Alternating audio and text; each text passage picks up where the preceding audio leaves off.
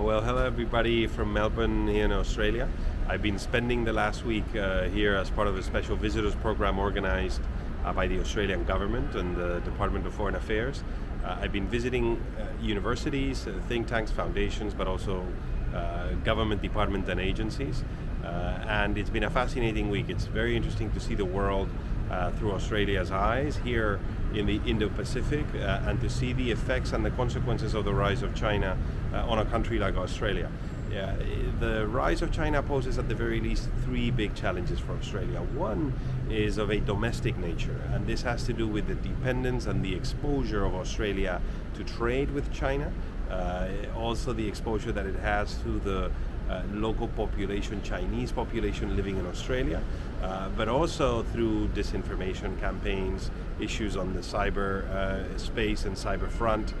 So Australia is really struggling with this question: how do I make myself less reliant, less exposed to Chinese influence as we move forward?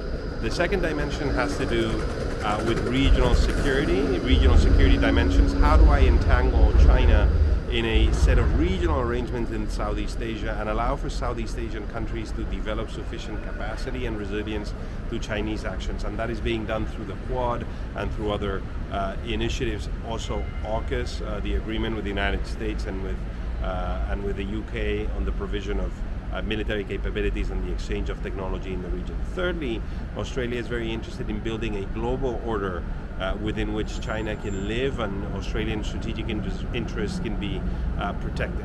So major challenges. For the time being, the Australians have the backing of Japan, of Korea, of the United States.